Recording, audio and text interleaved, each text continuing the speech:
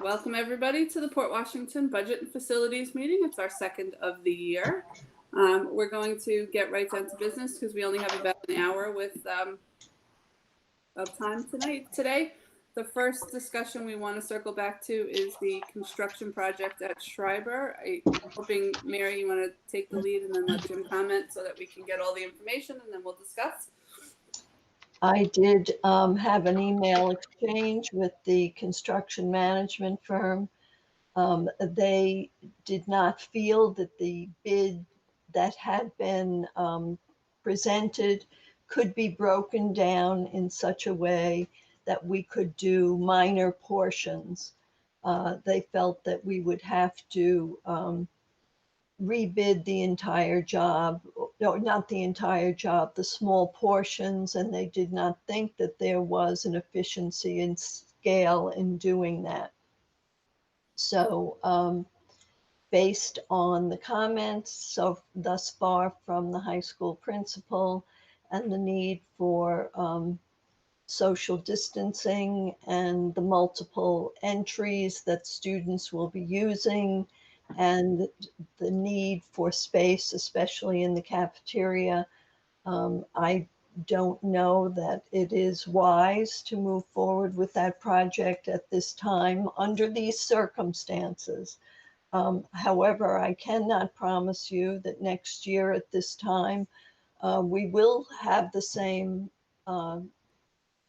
financial status or the same results in doing a bid to stay within or close to our budget. And I don't know if Jim wants to add anything. Jim, do you have anything you wanted to add? Okay, I'm here.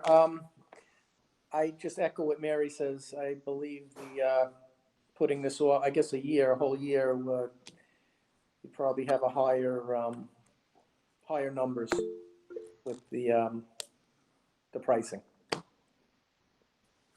I think that piece we all understand. Thanks, Jim. Larry, go ahead. You're muted, Larry. Is it likely that what we're doing to prepare, that what all districts are doing to prepare for reopening is going to kick a lot of districts into wanting to do more long-term construction in order to make their schools more easily socially distant? And would that be something that would potentially drive up the cost more than what we would expect in a normal cycle of inflation? I can't imagine that happening within a year because you saw how long it took us to frame our 2015 bond and then the time frame it takes to go through SED. So I think we would still be ahead of that curve next summer. The question is, how hungry will construction companies be at that time? And it might be very hungry if everybody else stopped their work too, and their people haven't been getting much work. Okay, thanks. Does anybody else have any questions? No question. I have a comment, if I may. You may. Thank you. I go back to my original thought when I raised this issue a couple of months ago, that the safety of our students and our staff is more important than money. And I understand there's an issue with costs potentially increasing next year, but I cannot imagine being able to, I cannot imagine money being the sole justification of the disruption and the narrowing of spaces and availability of spaces will cause during the course of the construction. And I'd asked before if it's possible to have the demolition and the construction without disrupting the spaces and without taking necessary spaces away. And the answer was no, it's not possible to do it without disruption. So I renew my feeling that this project should be postponed. Thanks, Deborah. I don't think anybody would allow money to be the deciding factor. Just keep in mind, in Mary's role and responsibility, it is her job to ensure that we're aware that there is a I financial. completely understand. Okay, I just want to make sure you don't Of course, think I can- Mary's advocating for anything. other than No, letting us absolutely know. not. And if anybody thinks Okay. that, then they don't know me and they don't know No. I'm making how I it clear. hold Mary in We, regard. we are public right now, and I just wanted to make. I know you, but everybody out there watching doesn't. Painfully aware we're public. I think Emily and then Julie. I'm sorry, I may have missed it because I was doing something else while this meeting was going on as well. What is the recommendation? Does Jim have a recommendation? I'm curious to hear what the recommendation is from our buildings and facilities. Should we be going ahead with this project now? Do they think with regards to reopening it and the safety protocols that we have to put in place, is it something that we should be doing, should not be doing? So I think that I understand the financial implications. I think we need to just ask what the recommendation is. Thanks, Emily. Jim, do you want to answer that, please? Yeah, I just was getting a phone call in the middle of her question. If you could just please repeat it.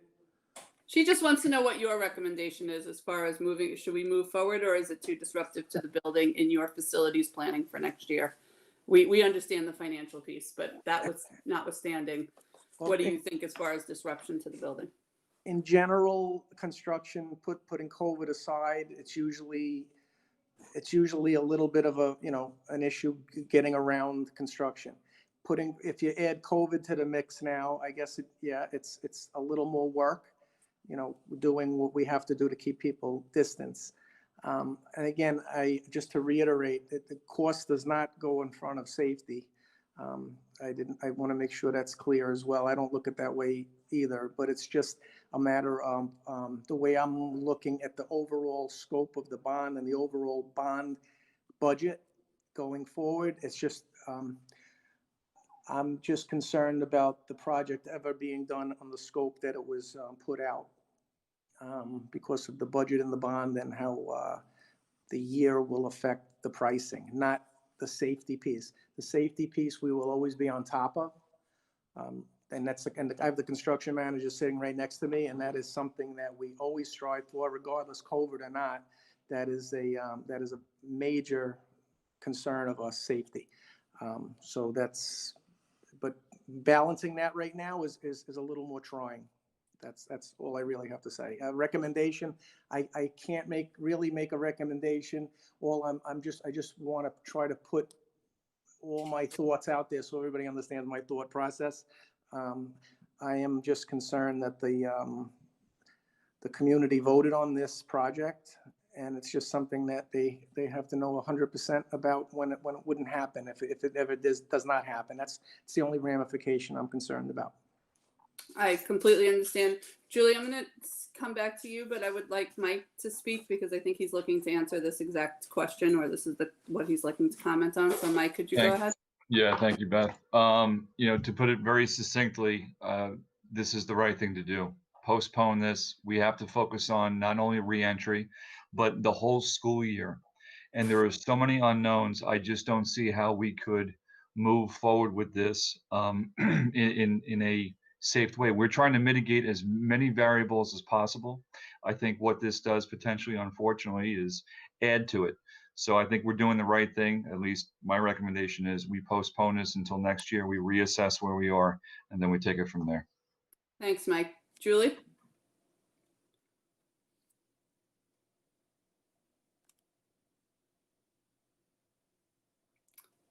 Hello, Julie. I think she's frozen. She's frozen or muted. You there, Julie? Frozen. Go ahead. Oh, can you hear me now? Can you hear We me can. now? Yep. You okay? We're She having a still hard has time. no internet. Yeah, Julie, why don't you type your question or comment into the question box, and in the meantime, I would say, I can't imagine that if I, poll the entire board that anybody's going to disagree with your comment, Mike, and perhaps we're not looking at a year. perhaps things are changed by January and we can rebid and be ready to start like the day school is start with construction the day school is over in June, rather than be looking at a year. Be looking at starting construction now. I think, hopefully we'll have a better idea once school. This is at least my recommendation. We'll have a better idea once school is sort of opened and moving, and maybe by February this could go out to bid for a June start, right after testing, or June start with no testing. Julie, go ahead. I'm sorry about that. Can you hear me now? We can see you too. Okay, wonderful. Excellent. My question just has to go just for an understanding of the process. Jim alluded to it as well, is how does this affect the overall bond budget? And if we go over budget within the bond, does that mean that this project could potentially be delayed? I'm not saying that safety should not be a consideration or be put forward. I just want clarification on the process so we all have all of the facts in front of us. Mary, you want to answer that? Certainly. The community voted on a total dollar amount, which I don't have exactly in front of me, but we do keep track of each project, although each project is not voted on by the community in terms of its cost. So, for example, when we did the fields, we did go about $500,000 over budget. We had other projects that were under budget. And so as each bid award comes in, we weigh where we are overall. Had we decided to award this bid, we would have been $134,000 over the overall bond to date. But based on those costs, we thought that that was a safe move to make at this time. In another year, I don't know the answer to that question. We do have the daily elementary school bid that's going to be open. And Dr. Suzanne said that she is willing to move forward with that construction because that is outside of her building. And so if that comes in within budget, we will bring that to the board for consideration. However, as we move along and we look at the list of remaining projects, we will get to a point where we will have to say, we cannot do X, Y, or Z if the pricing continues to go up, because we're not authorized to spend more than the taxpayers authorized, unless a future board wishes to dedicate money in its transfer to capital line in an annual district budget line in the general fund. So I hope I answered that fully. Does that answer your question, Julie? Yes, I see. It does. Thank you so much. I think that at this point, the answer to this, unless anybody else has anything else they would like to say. Deborah, go ahead. You had a question. I'm sorry. What happens if, in the unlikely event this week, the governor decides that schools should not reopen? Are we in a position to award the bid and begin construction? We are, excuse me, Jim, I think you said Justin is right here. And I thought the date that Justin had given me was August 4th, that we had to make a decision by relative to pricing. Yeah, he's right next to me. He can speak on that. Yeah, hi, Mary. It's actually Saturday, August 8th. It's 45 calendar days from when the bid was opening. That's the legal statute that they have to hold their bid price for. So that falls on a Saturday. So it would actually be by Friday, the 7th, that a decision would have to be made. Thank you. So my expectation was that the board might want to reject these bids. If you do not want to reject them at the next public meeting, which is tomorrow night, I suppose we could ask Justin to find out if they would hold their price for another week to see what the governor does say. And if the governor anticipates school reopening, as we do at this point, then we would reject the bids at the meeting of the 18th or approve the bids at the meeting of the 18th if school were not to open. Can I just, let me just interject here to comment on this sort of path of action. I would have to think, I hear what Deborah's saying, and I hear you, Larry. I mean, we could, but I would have to think he would have to be closing schools for longer than, I'm not sure, if he says schools aren't going to open until October, or he's going to make another decision at some point in September, this is long term. This is months of construction at the high school. This isn't like we would get it done and if schools open November 1st, the spaces would be fully available again, I'm assuming. Am I correct in stating that, Jim? Yeah, the project is approximately a year. So, right. So we would not be looking at whenever we open school this year. I can't imagine, as I keep saying, I can't imagine that even if school doesn't open in September and it opens in November or January, at any point when we open, I think we're opening with the same guidelines. I don't think we're going to be opening with no social distancing all of a sudden, or, my feeling is, and obviously, listen, none of us can predict the future, but my feeling is we'll be sort of subject to what we're doing now, regardless of when we open schools. I don't see this being like an all-in, everything's better kind of a situation. So given that, I don't know if there's a benefit to holding, to not rejecting the bid and asking for an extension, but let me poll the rest of the board. What does everybody else think? Comment, chat. I agree with you. Okay. Deborah, Julie? I understand what you're saying. I agree with you. Thanks, Julie. Nora, Larry, Rachel, are you all in agreement that we should be rejecting the bid? I think you're right. I mean, unfortunately, it's unfortunate all around, right? Because I think that we know that it's going to end up costing more, or potentially have to shave something off of the bonds. But we have to make the safety choice over that. And I think you're right. We just don't have enough information. We really still don't know if school will open in September, if it will open this year, right? We don't know anything.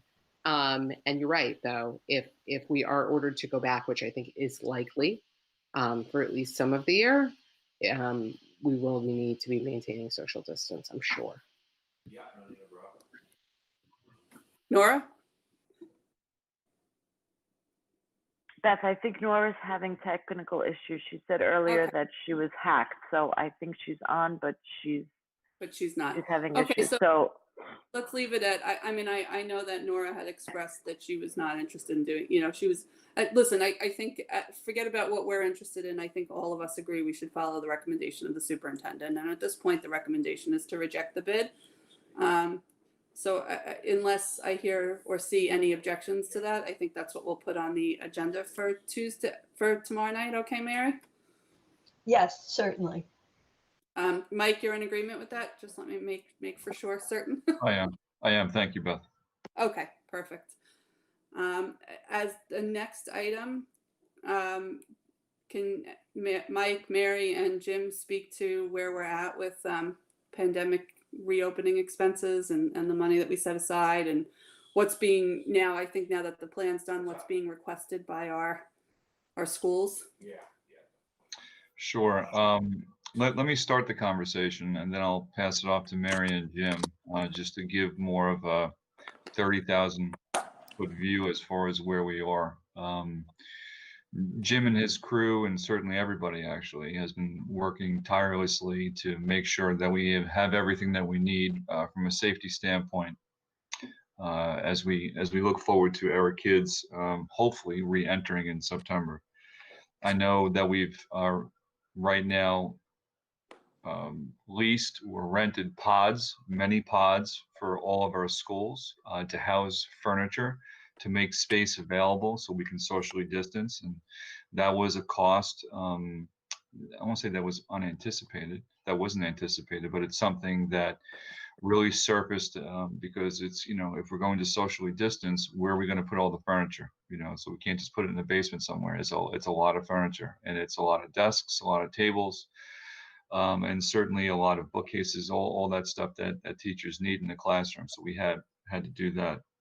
As far as masks, as we said before, you know, Jim and Mary have done a great job being proactive, purchasing masks. I know Deb has been asking the quality of the mask, like what types of masks are we looking to have, and I can ask Jim at some point to comment on that, because I think Deb brings up a really good point as far as, you know, what are we actually talking about? Or are they the N95 masks, or the ASTM masks? Whole different, you know, criteria and levels of masks, and then the cloth masks, the gaiters that kids can wear.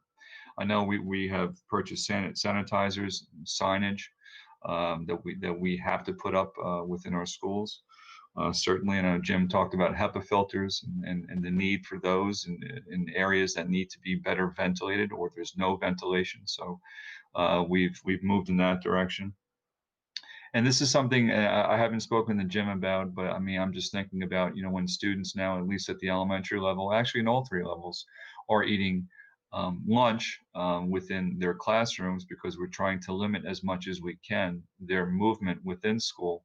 You know, do we need at some point maybe more trash receptacles? I'm not sure if that's the case, because they'll be eating a lot of lunches, and then we have to deposit whatever they don't eat somewhere. So that's something we have to look toward.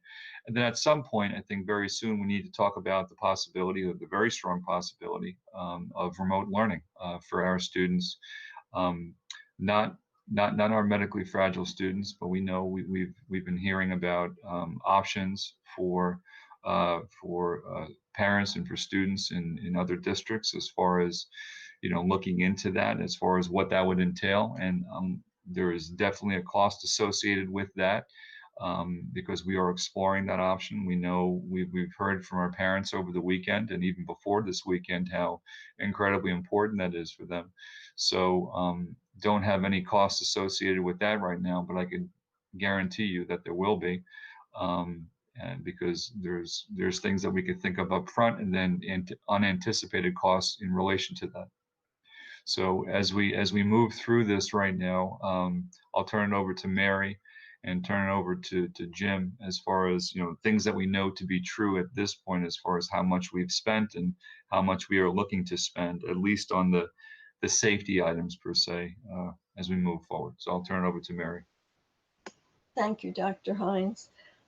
We have spent $400 of the $500,000 thus far for the items that Dr. Hines mentioned. It also includes the cost of the Altice and Verizon work that Ryan Maloney has done for students who had no access to internet. We just recently placed a very large purchase order for desks, since we are taking all of the tables out of the classrooms and putting those into the pods that we are now leasing. Jim and I did have an email exchange regarding those trash bins, Dr. Hines, because there will be a lot of garbage after lunches. We also, thanks to Jessica Mack, placed the orders for the desks and carts that we'll be using to transport meals back and forth from the cafeteria to those classrooms. But overall, yes, we have spent $400 of the $500,000, and that does not include any staffing costs at this point. If you want more detail on the specific items, I certainly can tell you 8 cases of bleach on a certain day and 30 cases of pure green 24 if we want to go into that. I don't think we're looking for that much information, Mary. I Okay. don't even look at my own house. No, I think that we will get that in your very detailed reports that you send to us, and we will very diligently review them as far as the community is concerned. We are very good about going through all of the stuff that Mary sends us every month, but I don't think we need to hash that out here. Larry, go ahead. Yeah, I just did. If we were to provide masks to every staff and member and student for the year, I figured, seat of the pants estimate, we need about 1.2 million masks. So even at $1 each, we're talking about a sizable amount. So hopefully we're not going to need to do that for the year. But I guess my concern is if we're letting people bring their own masks in, do we have any, do we have any responsibility to make sure that they're effective? If somebody just does this and walks into school, is that okay?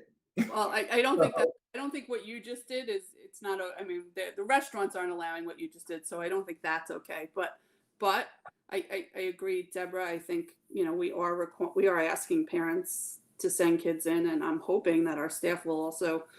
I mean, the garbage issue with all of these masks, if people were to go through them every day, would be also a whole tremendous issue. A surgical mask, speaking as somebody who wears one on a regular basis, a surgical mask is not going to hold up for a full day. You'd go through more than one. So if people were using reusable surgical masks, unfortunately, when you speak, the fabric does get, not the fabric, the paper material that it's made out of gets wet, and it would be very uncomfortable for somebody to wear for an entire day. So I think I'm assuming we're talking about cloth face coverings, unless we're talking about our staff for whom might need. I mean, I'm assuming some staff might require something like an N95 if they're concerned, have a higher level of concern, and they certainly could wear them. But and I think for our nursing staff and other people, we would be looking at things along. I mean, Jim, you could speak to this, but I'm assuming we're looking at N95s for our medical staff and others that might actually be exposed to sick people. We are looking, the nurses, yes, N95s or the KN95s. They have to be fit tested again. We're working on that. I'm working with Dawn on that. The masks that I did purchase are the surgical type, like this one here. Those were purchased for the staff. So what we did was, when we realized we were going to hold off a little bit on the second half of the year, we're going to share that purchase with students if they need them. Okay. So this way it gives us some time to reorder to see how much we actually need. So we should be able to get through a quarter of the year what we have. And back about a month ago, I think it's a month, time's flying, I don't know if it's weeks or months, I talked about 1 million masks, and that would have been for student population on an everyday basis for the whole year. So we're still trying to gauge what we need, but I tried to try to be ahead of that and order what I can. Right now we have approximately 200,000 on hand for staff, which should get us through the year. And again, we will cut into that to supplement the students. I think with the health and safety, are we recommending to families cloth masks for children? It's a face covering. Right. It doesn't, we're not being specific, but that's really what it is, a face covering. And it could be homemade, it could be a cloth, it could be the surgical type. So it's really, the only one that's really identified as specific is the for medical, for the nurses area, which is a N95. And that's following the Department of Health recommendations. Yeah. And keep in mind that children, when they board school buses, are supposed to be wearing masks. So the expectation, I think, and I think the guidance even says that children are supposed to be wearing their own masks to school, and that we will be providing them if for some reason they have forgotten them, if they're dropped off by a parent, etc. Mary, can I just, I want to get to everybody else's questions, but can I just tag on to that? Are we planning on providing Mary or Jim or Mike the buses with a certain number of masks in case Yes. kids show up at a bus stop? So they'll be Yes, on the buses. definitely. Terrific. Okay, let's just see. There were a bunch of questions. Larry, you were first. I already went. That's what started this whole mess. There you go. Mike says, Rachel, go ahead. Just on the masks, hold on one second, guys.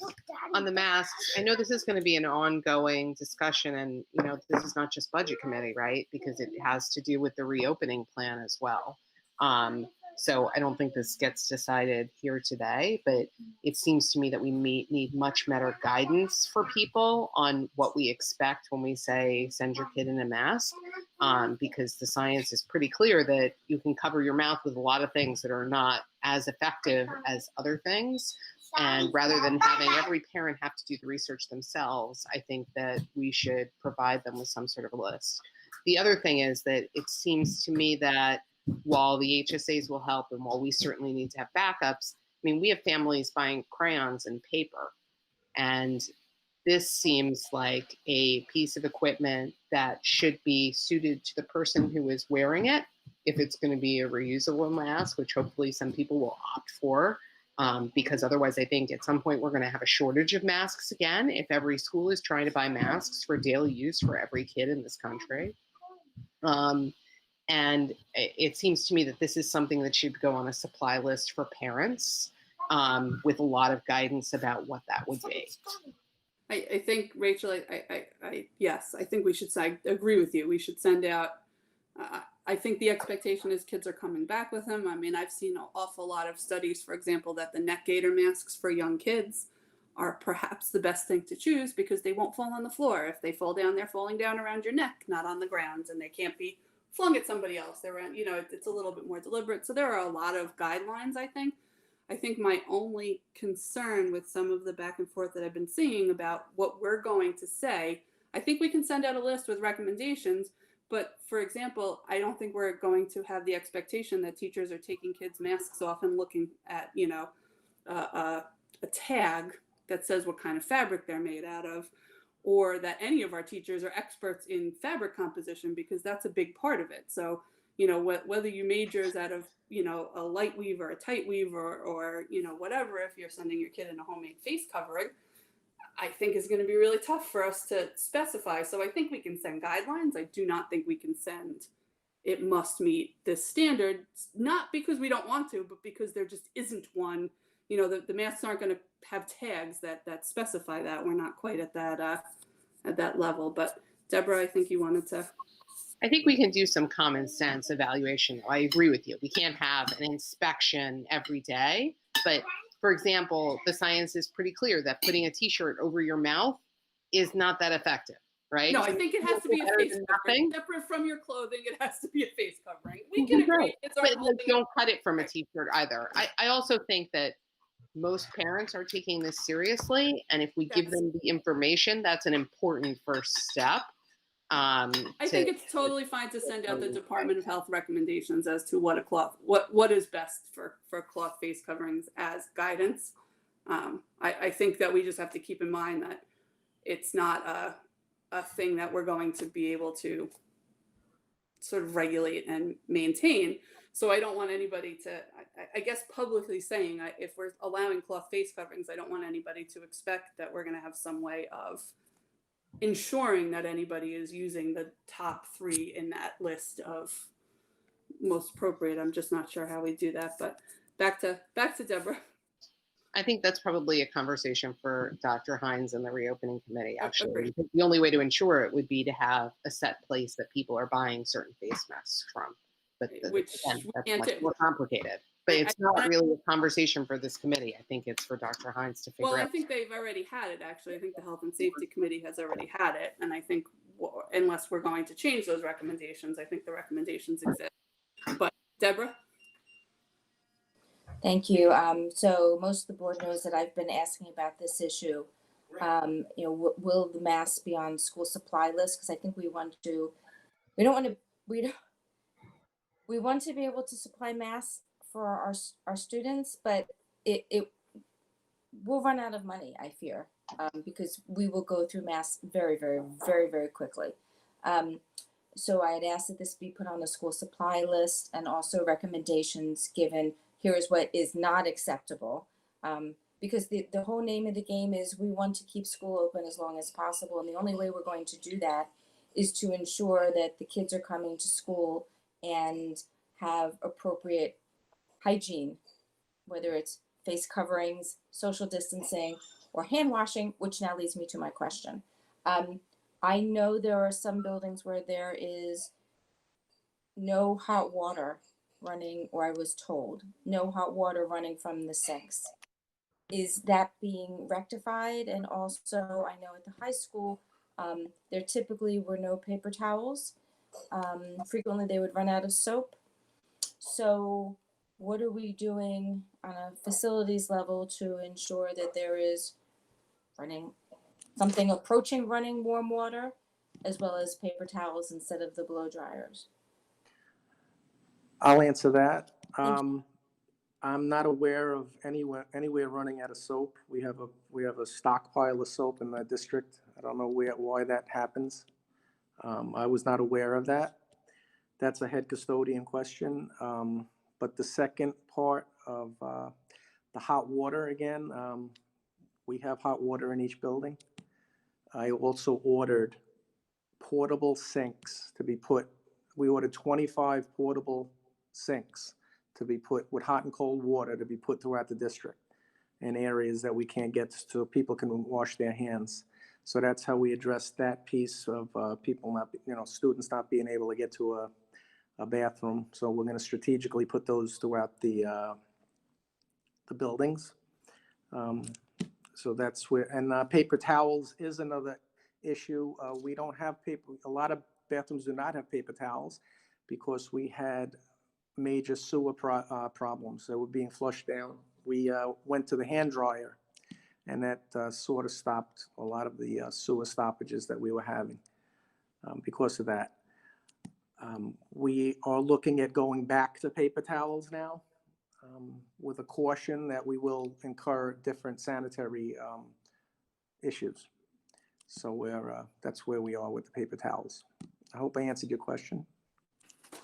You did, and I did not know about the portable sinks, and I commend whoever thought about that, because that is a unfortunate but brilliant idea. Thanks, Jim. Emily? Yes, I just wanted to get back to the actual question of funding. I think we're discussing a lot of the details of the reopening, which I know that the safety committee on the reopening team has addressed and will be continuing to address throughout the process. My question, I want to bring it back to this committee, is with regards to funding. So Mary said that we have spent 400,000 of the 500,000 that we have set aside.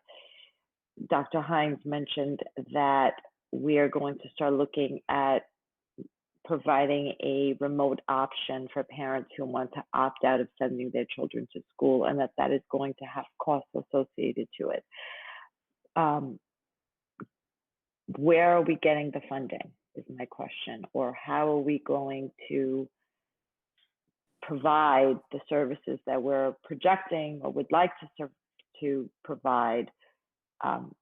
We as a board put aside money. We were proactive in that, but where are we going forward is my question, and I would like that to be part of our discussion. Right. I agree, and let me let Mike have his comments, because I think they're probably going to tie back into this, and then we'll go back to Mary and see what other options we have to look at.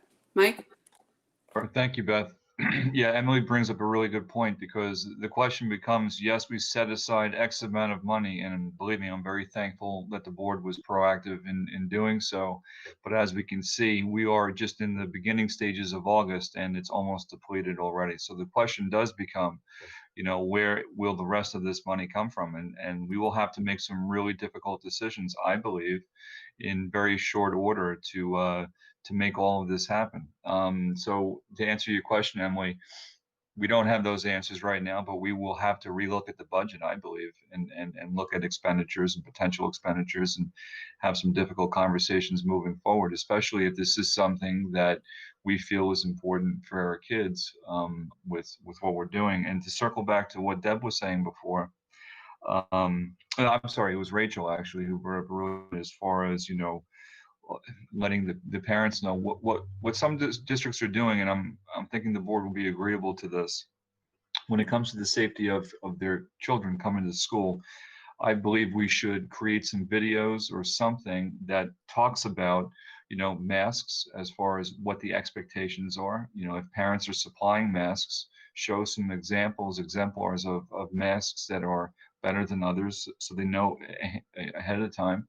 I agree. It's like, back to school. I think I said it last week, not that kids are buying Trapper Keepers anymore, but you buy a notebook, you buy pencils, crayons, and now you're buying a mask. So to know what type of mask, I think, is incredibly important. And then not just language in written form, but to show like proper hand washing. I think it's really important that we are very clear as far as expectations when kids do wash their hands, how to do it appropriately. And then social distancing and incorporating all of this, masks and anything else that we think kids may need with the supply list. So we are in the works of getting some of that information out. I'm going to bring some of that up with the communication subcommittee this week when we meet. But it's all part of this plan moving forward. We have to be very clear as far as what we want from our kids, from our parents, so they know well in advance. And so we are all on the same page, or as much as we can be, when September rolls around. Thank you, Mike. Mary, is there any conversation, just to finish answering? I'll come back to you, Emily, in a second, but to finish answering Emily's question, that the state will allow money, for example, in reserves or other things, to be spent as this is an emergency situation, or is that not the expectation at this point? I have not heard anything from the state per se, but it has always been an option when there is an unforeseen expenditure for the board to look at their fund balance to offset increased expenses. And we all know the other option, if not taking increased revenues from savings, is to reduce costs in the appropriations of the budget, which is something Dr. Hines and I, as he has said, would be looking at. Thanks, Mary. Emily, go ahead. My other question was, again, in line with the budget, there has been talk from the governor, which we have talked about since the beginning of this pandemic, that there may be a reduction in school aid and I think his latest comment was, if the federal government doesn't come through and give aid to the states because we've lost our funding, we're going to have to decrease funding. So I'm just, again, trying to put it, and again, talk about it with regards to the community, especially understanding that we are still facing budgetary restraints going forward. And that I think we all as board members need to just be cognizant of that and keep that in mind as we're planning and where we're getting our funding. So that was my comment. But Mary, we haven't heard anything, right? There's been have we received all our aid that we should be getting by now? No, as a matter of fact, as I had explained at the beginning of the budget process, there was a deduct from our aid, which was called pandemic adjustment. And then there was an equal amount added back in called CARES aid. Now the state has sent us documentation that we either have to use that and keep records of how we use that for Title I schools, or to share that funding with any private school within our boundaries, which would include Vincent Smith.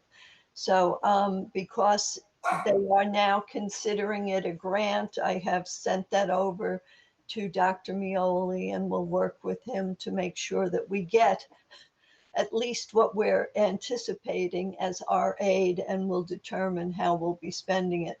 As it relates to a cutback in aid, no, we have not heard a word yet.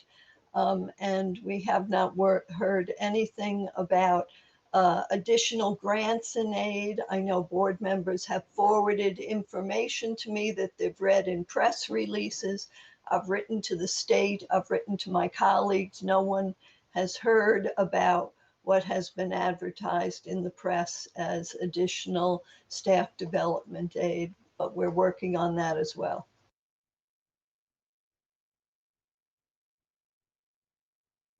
Deb and then Larry. And my question was answered. Thank you. Larry? Yeah, so if I understood you correctly, Mary, the CARES Act gave us some money, so then the state just took a corresponding bit of money out of their aid. So there's really no reason for us to lobby to get a federal aid to schools because the state's just going to basically steal it and use it for their own use and cut our money back by a similar amount. You could say it that way. I will, and I just did. We will be whole. We will be whole. They have already, in their documentation, cut us back and said the federal government will make us whole. But if the federal government does not make us whole, the state has in fact already told us that we're going to lose $377,000. But it was not counted as a loss at the time of the budget because the CARES Act filled in that hole. Right, but if the federal government gives, say, the state $1 billion and says give it ratably to every school district, and we get $80,000 of that, they're just going to turn around and take $80,000 off of our other funding, right? So there's no way that we're ever going to get additional funding from any government source because it all has to flow through New York State instead of coming directly to us. Well, you would know that better than I in terms of what the state might do. I don't count a penny until I see it on paper. Okay, thanks.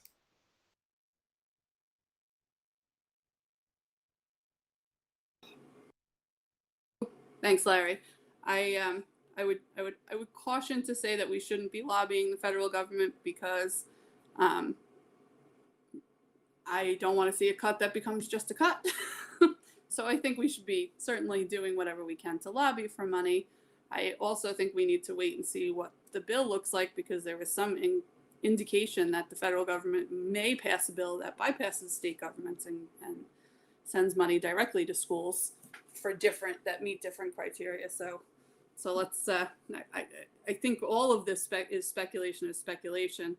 I think the only question we can answer is, in a state of emergency, which I think we still are, I would hope that state ed would also approve emergency expenditures from fund balance if we had them come up. So I appreciate that answer, Mary.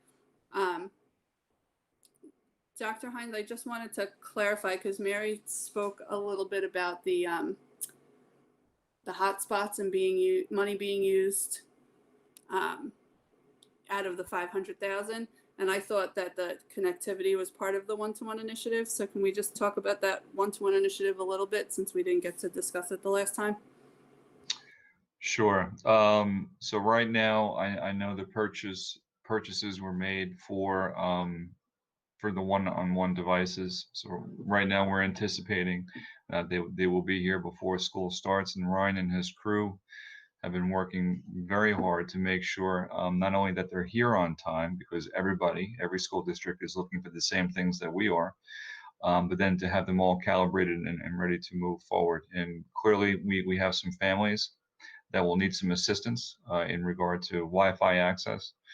So that is part of our expenditures as well. I believe, and Mary, please correct me if I'm wrong, I believe the allocation for the one-on-one initiative was around 1.3 million for the devices itself, and then we also are actually adding another professional developer for our educators, because that's incredibly important that we keep them up to speed as far as what what we anticipate they'll need throughout this year, whether it's hybrid and or full remote learning. So that's moving forward right now. We are in the process of, I think, starting to interview, I believe, either this week or next week for that position itself. Yeah, so as of right now, I feel really good moving into September, not only with the Chromebooks, having the iPads in place, having Wi-Fi access, but also having that professional developer as well. That would be two then for the district, so we can move forward. And perhaps I misunderstood, Beth. I considered the Altice and Verizon expenditures part of pandemic because I did not think it was something that would be ongoing once this virus is gone, different from the actual one-to-one devices and the staff developer and the additional support needed in technology. It's a $27,000 expense, and it can be moved out of pandemic if you know, if Okay. you think. But No. I mean, I think those are decisions above my pay grade. I think those are decisions at your pay grade. Thank you very much. I don't determine what budget. That's I understand the budget, and I still don't think I'm qualified to be determining where money comes from. But to Mary, can you just speak to Deborah's question that she posted, which is, are we within budget on the one-to-one initiative? yes, we are within budget on the one-to-one initiative, definitely. And if I could just add to, in order for us to make sure the Chromebooks and all the technology is here on time, there was an added expense in order to expedite that. So I appreciate the district, understanding that. And again, that's because many school districts have moved or are moving in this direction. So that definitely was an added expense we weren't anticipating at the time when we were talking about this initially, end of May, early June. But so far, so good right now. Great. And yes, Mary, you said well, I mean, I would imagine it was easier to be within budget because we did budget. It's not very often that we budget and purchase within, a week or two of each other. So that's certainly helpful at keeping us within budget. Thank you, Mary. Thank you, Mike. Does anybody else have any questions? Because I do want to wrap this up at 10:30. Speak now. Mary, Mike, do you have anything to add before Tuesday's meeting? No, I was just going to remind everybody, if they didn't know, depending on where this tropical storm / hurricane is and where it's moving toward. But yes, we have our board meeting tomorrow. I have a presentation with an overview of our plan, and I'm hoping our community can join us. Lots of questions. I know there's a lot of chatter over the weekend, rightfully so. We will do our very best to answer as many questions as we can moving forward. I just want to remind everybody, not that everybody needs reminding, that we are all in this together. This is a work in progress. Everything that we're doing, it's shifting, and we are, to the best of our ability, and we will continue to do so, to educate and to communicate with our community at large as far as what's taking place. But it really does start, I believe, not only with the release of the plan itself Friday afternoon, but certainly this upcoming Tuesday at our Board of Education meeting. So I hope everybody can join us. Thank you, Mike. I think I do. We'll continue to say, for the public record, the plan that was posted on Friday was the plan with the information that the state required, the information that parents are looking for.